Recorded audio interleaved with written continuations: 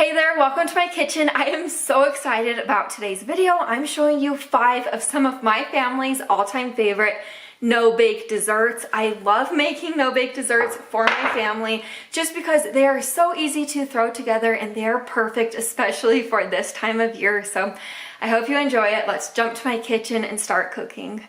We are beginning today with my all-time favorite creamy peanut butter pie. I have my 9-inch ready crust graham cracker crust right here, or you could use a homemade pie crust for this recipe, but I just love the simplicity of this store-bought graham cracker crust. So to my store-bought graham cracker crust, I'm adding 3 tablespoons of the magic shell fudge, and I'm spreading it out as even as possible. After I'm through with that, I'm going to stick this in my refrigerator to chill while I work on the creamy peanut butter mixture. Over to my electric mixer, or you could use a hand mixer or a whisk for this. I just added 8 ounces of softened cream cheese with a half a cup of powdered sugar. I'm going to mix this together until it is well combined. Now that it is completely smooth, I'm adding my 1 cup of creamy peanut butter and 1/4 a cup of milk in. Again, you are going to mix this together until it is smooth.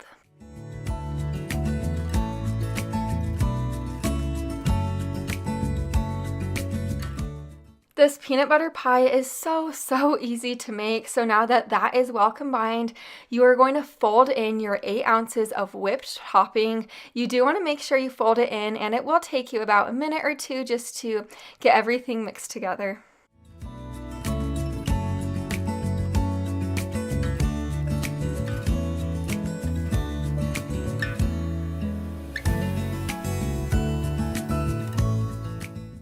To the graham cracker crust that we prepared earlier, you're going to add that yummy creamy peanut butter mixture that we just made up right in there, and then you are going to chill this in your fridge for at least 1 hour.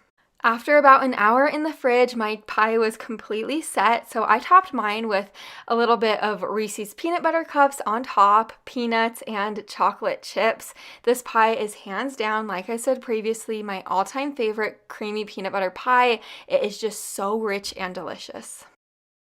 Now we're making these mega Oreo balls. So to kick these ones off, to my blender, I'm adding about 36 Oreo cookies. It's just 1 regular sized pack. You could also do this in a food processor or just bang the Oreos in a large bag.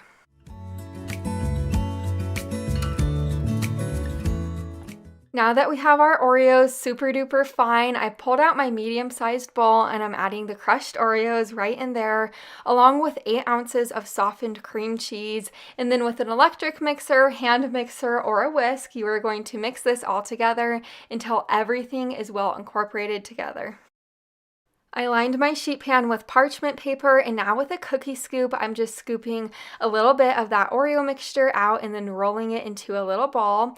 After I'm finished with all of our Oreo balls, I'm going to place this in my freezer to chill for about 30 minutes. It's time to begin on the chocolate chips now. In this bowl, I have a cup of semi-sweet chocolate chips and then a cup of white chocolate chips, or you could use dark chocolate chips, milk chocolate chips, whatever you like. To each of those bowls, I'm adding a tablespoon of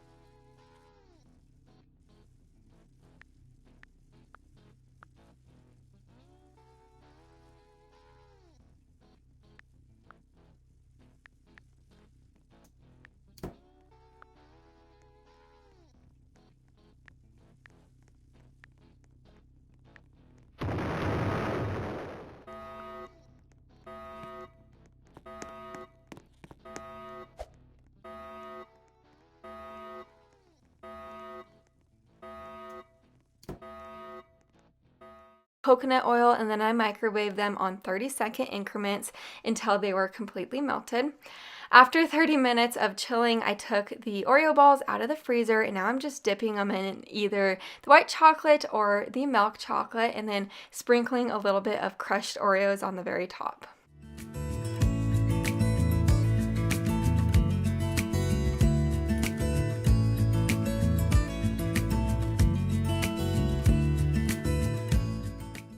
After I finished all of my Oreo balls, I placed them in my fridge to chill for about an hour. Here they are after an hour. The chocolate on the very outside has hardened, and the center of the Oreo balls are smooth and delicious, almost cake-like.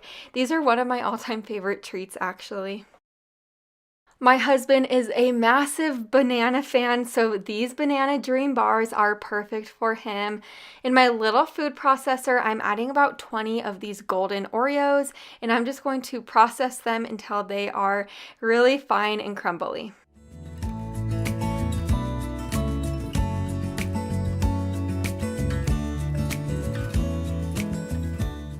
I have my 8x8 baking dish right here. We're going to start on the crust now. So I just added the golden Oreo crumbles in along with 4 tablespoons of melted butter. I'm mixing this all together, and then I'm going to press it down with my hands to form a crust. After I'm finished with that, I'm going to stick this in my freezer to chill while I work on the rest of the ingredients. I pulled out my smaller sized bowl, and to this bowl I'm adding my 3-ounce package of instant pudding banana cream mix, and then I'm going to be adding a 1.5 cups of milk to go in there with it, and then you will mix this all together until it's smooth.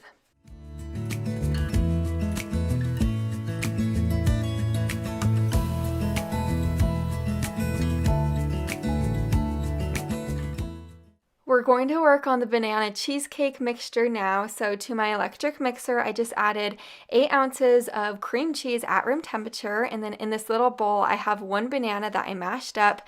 You'll cream these 2 ingredients together. After it is looking something like this, you'll add in your 1/3 cup of powdered sugar and then a couple teaspoons of vanilla extract. Just mix this together for an additional 30 seconds or so.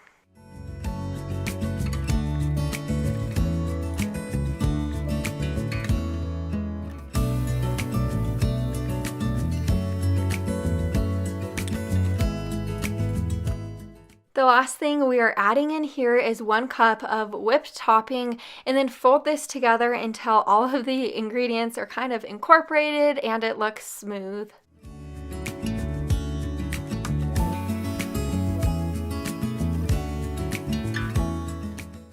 Onto my cutting board, I'm going to be slicing 2 medium-sized bananas into smaller pieces, and then I pulled out the crust that we prepared earlier, and then onto the crust, you're going to place the bananas on the crust on a single layer. The next layer I'm adding on is the cream cheese banana layer. Just add it on and then spread it out evenly.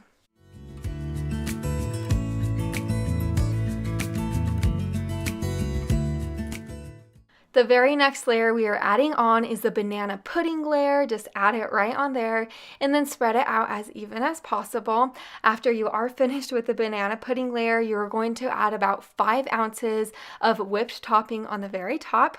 After you're through with that, you're going to put cling wrap on the very top and then place this in the refrigerator to chill for about an hour or 2 or until it sets up.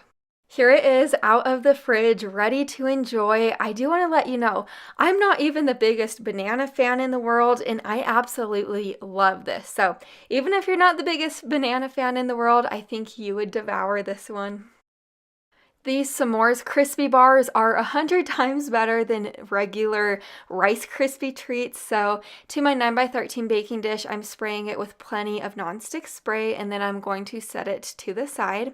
I pulled out my large measuring cup, and I'm going to measure out 6.5 cups of Golden Graham cereal.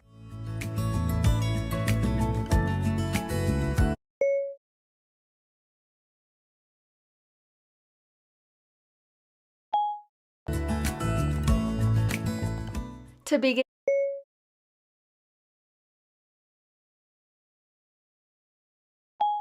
And on the Hershey bars, I have 3 of them right here. They're just the regular milk chocolate bars, and I'm going to cut them up into smaller pieces. I like to cut them into the little squares just like